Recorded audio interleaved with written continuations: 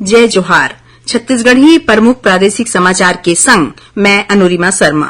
नई दिल्ली में आज ले G20 के 18वां शिखर सम्मेलन के शुरुआत हो गई है।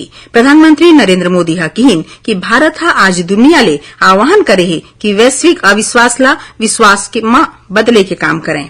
प्रदेश में समर्थन भाव में धान और मक्का बिसई अवैया 1 नवंबर ले शुरू होही। धान बिसई 31 जनवरी तक ले चलही, उन्हें मक्का यानी भुट्टा दाना के बिसई 28 फरवरी तक ले चलही। प्रदेश में बायोमेट्रिक वाले धान बिसई सिस्टम लागू करे के निर्णय ले गए है। प्रदेश में माई लोगिन मन संग होवत अपराध, गैंग रेप के बढ़त घटना और राज्य सरकार के कथित कुशासन ला लेके भारतीय जनता पार्टी के प्रदेश अध्यक्ष अरुण साव के अगुवाई में प्रतिनिधि मंडल आज राजभवन में राज्यपाल विश्वभूषण हरिचंदन ले मुलाकात करके उनला ज्ञापन सौंपीस।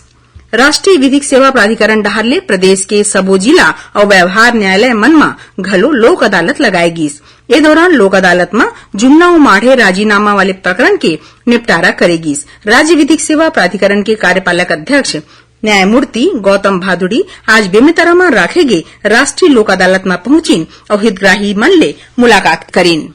मुख्यमंत्री भूपेश बघेल आज गोधन न्याय योजना के चलत हितग्राही मन के बैंक खाता मन में करीबन 24 करोड़ रुपया की राशि ऑनलाइन अंतरित करीन।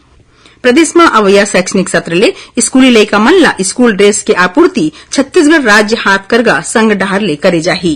पुलिस सागर अभियान के तहत रायपुर के तेलीबांधा तरिया में आज एक ठिन कार्यक्रम राखे गे रहीस। ए मौका में तरिया नंदिया और बांध मन में साफ सफाई राखे के संगे लोगन मन ला जागरूक करे खातिर एनसीसी कैडेट्स मन ला सम्मानित करेगीस।